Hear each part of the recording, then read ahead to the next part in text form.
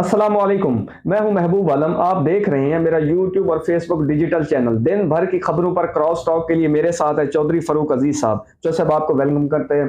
शुक्रिया। जो साहब, दिन भर की खबरों पर जाने से पहले मेरे चंद एक सवालात हैं जिस तरह की मुल्क की सूरत हाल है। सबसे पहले जो मेरा सवाल है वो ये है कि 2018 में नून लीग की टिकट वापस करवाकर पीटीआई की टिकटें दी गईं।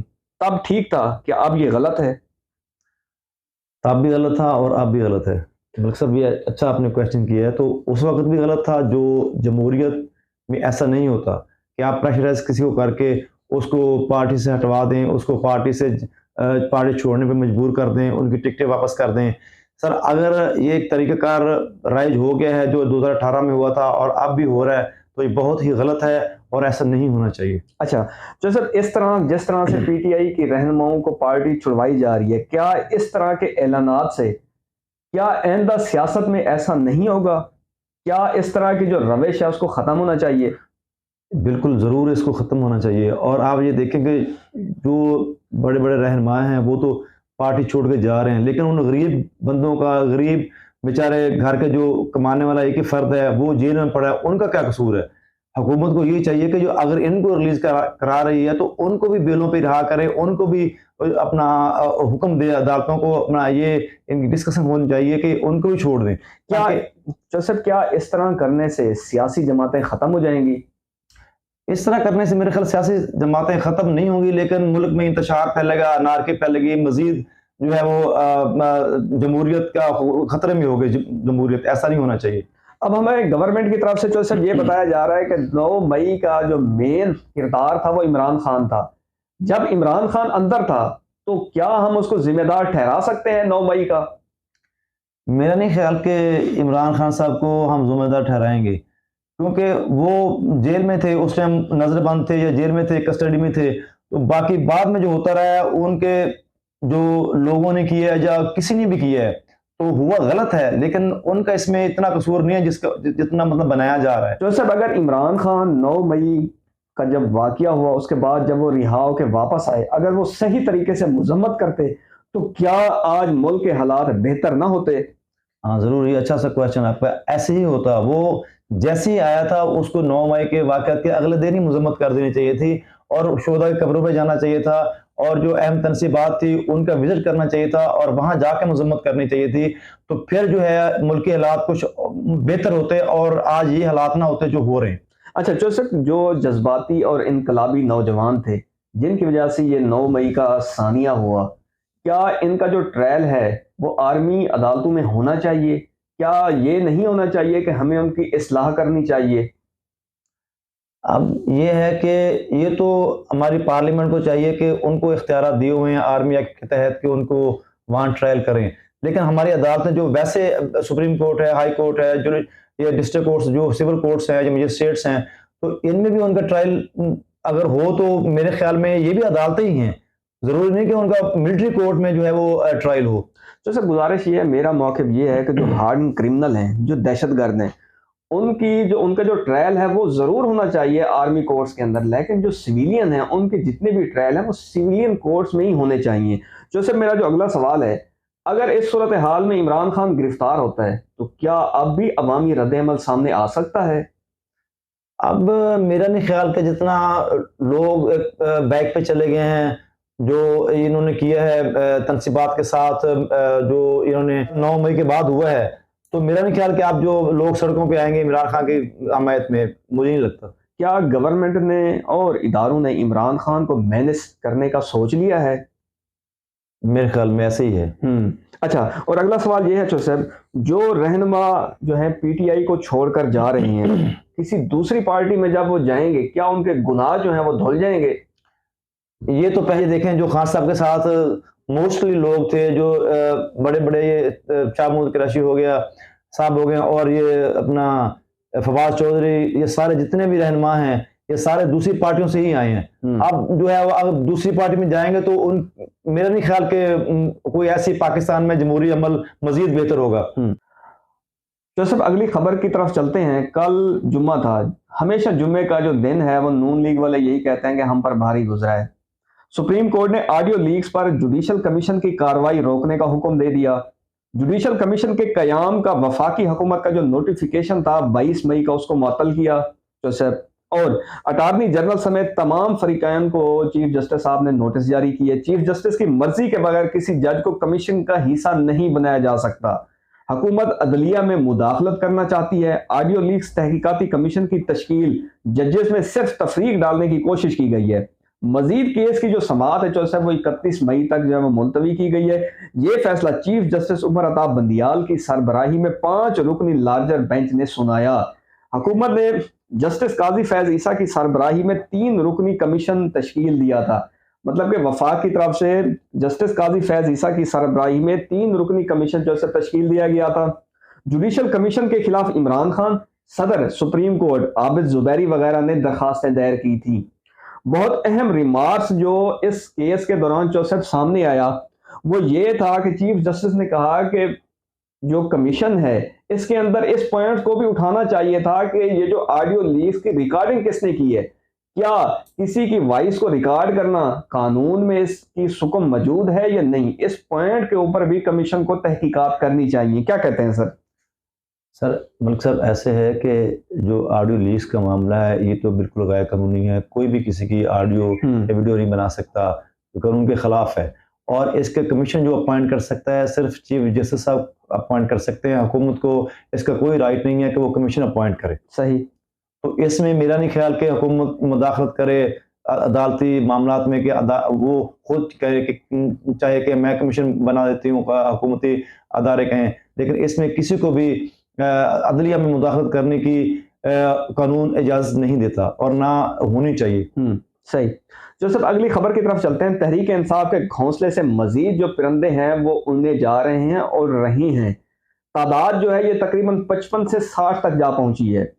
साबिक वफाकी वजीर अली जैदी जो कि पीटीआई सिंध के सदर थे और साबिक एमएनए थे, ये कहकर चलते बने कि सियासत से किनारा कशी इख्तियार कर रहा हूँ, पीटीआई सिंध की सदारत से इस्तीफा दे रहा हूँ, 9 मई के वाकयात की मजम्मत करता हूँ, अफवाज पाकिस्तान हमारे मुहाफिज हैं, आइंदा सियासत में नहीं आऊँगा, पाक फौज जिंदाबाद, पाकिस्तान आर्मी जिंदाबाद, पाकिस्तान जिंदाबाद। तो सर मेरा यहाँ पे ये सवाल है कि गुज़श्ता 1 साल से इमरान खान का यही बयानिया था एस्टेब्लिशमेंट के खिलाफ, मीर सादिक, मीर जाफिर, तब ये जैदी साहब कहाँ थे?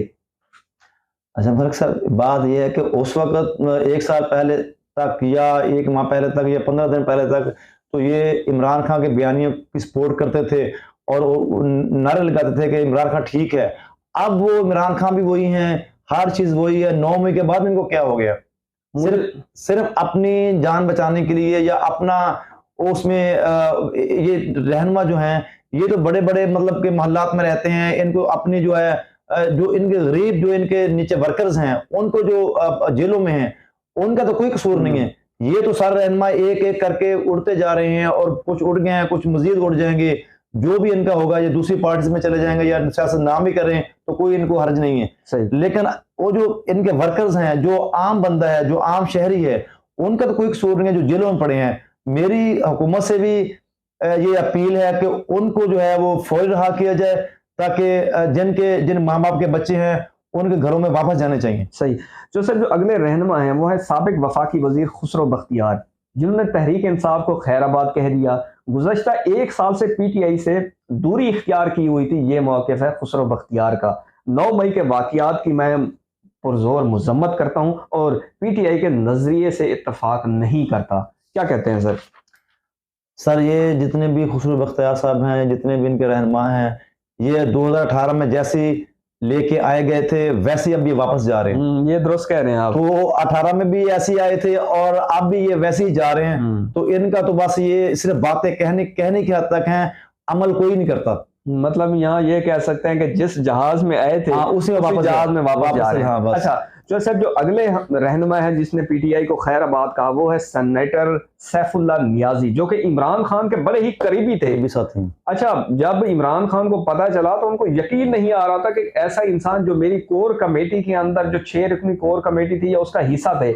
इमरान खान ने अपनी आखिरी वीडियो में कहा था कि अगर खुदा ना खास्ता मैं गिरफ्तार होता हूं तो उसके बाद जो सेनेटर सैफुल्लाह नियाजी साहब हैं वो लीड करेंगे। देखें कौन कौन से किस किस तरह के लोग छोड़ रहे हैं। जो सैफ क्या कहते हैं? मलिक साहब, मैंने पहले ही अर्ज किया है कि हर बंदा अब अपनी जान बचाने के दर पे है, कोई किसी का नहीं सोच रहा। जैसे वो कहते हैं कि क़यामत वाले दिन की माँ बाप जो है बच्चों को नहीं पहचानेंगे अपने को, बच्चा जो माँ बाप को नहीं पहचानेगा, अब ये सूरत बनी हुई है। मतलब किसी ने तो इनकी दोम के ऊपर टांग रखी है।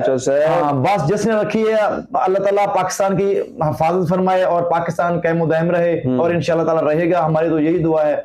इसके साथ ही जमाल अकबर अंसारी पीटीआई को खैराबाद कह गए। फिरदौस आशिक अवान ने ना सिर्फ पार्टी छोड़ी बल्कि पार्टी के ऊपर काफी क्रिटिसाइज किया, संगीन इल्जामात। काश कि अगर आप खातून नहीं होती तो मेरे पास बहुत सारी चीजें थी आपके बारे में बताने के लिए। आपने हर सीजन में नई पार्टी को इंतखाब किया, उसके साथ आपने यही कुछ किया जिस तरह आपने पीटीआई के साथ किया। उसके बाद चौसर मुराद रास जो कि साबिक सूबाई वजीर थे, वो भी पार्टी छोड़ गए। उनकी आंखें नम थी, मुझे नहीं पता कि क्यों थी। अच्छा चौसर जो अगले रहनुमा है वो है गुलकार इब्रार, वो भी कप्तान का साथ छोड़ गए और आखिर में नगमा गाया, आंखें नम की और खुदा हाफिज करते चलते बने, और यही कहा कि मेरा जो घराना है वो फौजी घराना है। क्या 1 साल पहले आपका घराना जो था वो फौजी घराना नहीं था?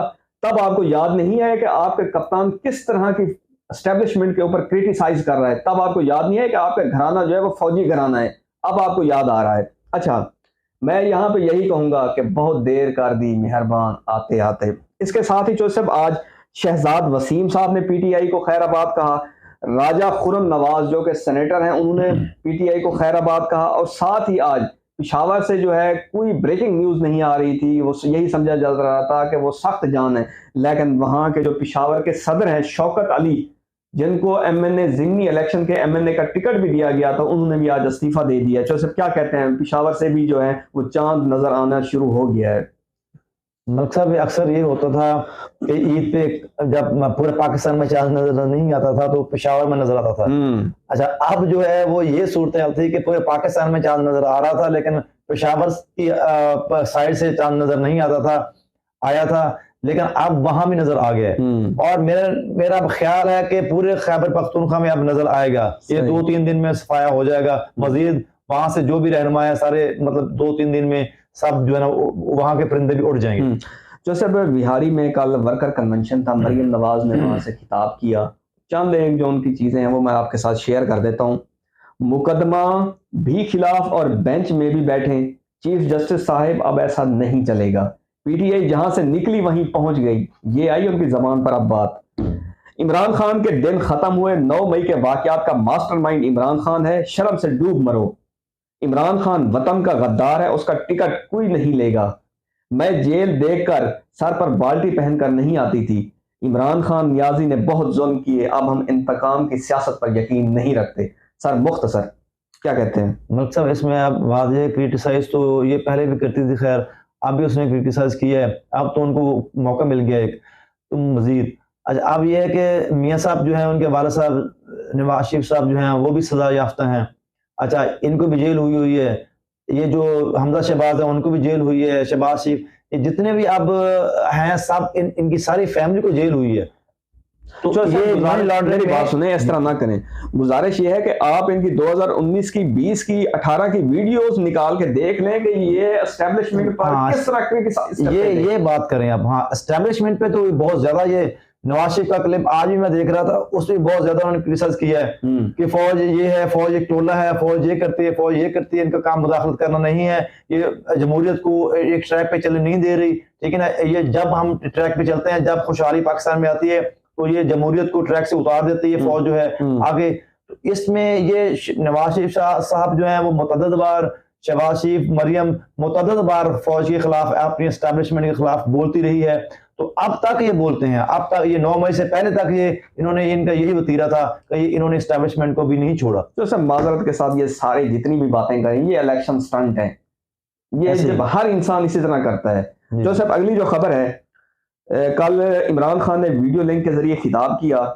उन्होंने कहा कि कोर कमांडर हाउस पर हमले की जो है वो साफ शफाफ तहकीकात होनी चाहिए, जो हर इंसान यही चाहता है कि इतनी बड़ी कार्रवाइयां हो रही हैं, इतनी पकड़ धकड़ हो रही है, रहनुमा छोड़ के जा रहे हैं बगैर किसी तहकीक के। अगर ऑडियो लीक्स के ऊपर जो सिर्फ कमीशन बन सकता है, अदालती कमीशन, तो इतनी बड़ा मैटर हमारी फौज के ऊपर आम सिविलियन ने अटैक किया, उनको नुकसान पहुंचाया, क्या इसके ऊपर कमीशन नहीं बनना चाहिए? मैं ये सवाल छोड़ के जा रहा हूं। अच्छा, मजीद तहरीक इंसाफ के लोगों को उठाया जा रहा है। 10,000 से ज्यादा जो मेरे कारकुन हैं वो जेल में बंद हैं। मुल्क जो है वो तबाही की तरफ जा रहा है। जहां तक देखता हूं पीटीआई के वर्कर्स की मुझे आवाज सुनाई देती है, मैं रात को सो नहीं पाता। ये इमरान खान का मौक़िफ़ था। इसके लिए उन्होंने मजीद कहा कि जब तक मेरी सांस है मैं हकीकी आज़ादी के लिए लड़ता रहूंगा। उन्होंने हंसकर बोला कि प्रेस कॉन्फ्रेंस में इसलिए नहीं कर रहा कि मैं पीटीआई को खैराबाद कह रहा हूं। सर मुख्तसर बताइएगा, फिर व्लॉग का एंड करते हैं। अब इसमें यह है कि वो खान साहब को तो आप जैसे कह रहे हैं कि उनके इर्द गिर्द के सारे परिंदे उड़ गए हैं, तो उड़ते जा रहे हैं मजीद, तो उनको तो एक शौक होगा, दुख होगा इसके बाद का कि मेरे वर्कर्स जेलों में हैं, मेरे रहनुमा मुझे छोड़ के जा रहे हैं। तो उनसे ज़्यादा जिन्होंने 27 साल पार्टी के लिए जदोजहद की और इस मुकाम तक पहुंचाया, साबिक वज़ीर आज़म भी वो रहे हैं। तो इस तनाज़ुर में उनको जितना दुख होगा या उनको जितना एहसास होगा तो आम बंदे को या आपको या मुझे तो नहीं हो सकता ना। और मुल्क की तारीख में, हमारी मुल्क की तारीख ये रही है 75 साल पहले आप उठा के देख लें कि कोई भी पार्टी जो है वो मुल्क में सर्वाइव नहीं कर सकी एस्टेब्लिशमेंट के बगैर। जी। और इनको भी जो है वो चाहिए था कि एस्टेब्लिशमेंट से ना बिगाड़ते, एस्टेब्लिशमेंट के जो है वो उनसे जो है ना वो पंगा ना लेते। तो ये खान साहब को चाहिए था, हरदर्मी नहीं करनी चाहिए थी इनको। और तो वो कहते हैं कि जमहूरियत में अपने मौक़िफ़ से भी कभी-कभी हट जाना चाहिए। ये सबसे बड़ी जो है ना हिकमत अमली होती है। अच्छा, जो साहब व्लॉग के आखिर में एक सवाल है जो मैं अपने सामीन के लिए छोड़कर जा रहा हूं, वो ये है कि 2018 में नून लीग की टिकटें वापस कराकर पीटीआई की टिकटें थमा दी गई, तब ये ठीक था। अब पीटीआई की टिकटें वापस करके नून लीग और पीपी की टिकटें दिलवाई जा रही हैं, क्या अब ये गलत है? आज इसके साथ ही आज का व्लॉग खत्म करते हैं। जहां रहें खुश रहें, अपना और मेरे चैनल का ख्याल रखिएगा। पाकिस्तान जिंदाबाद।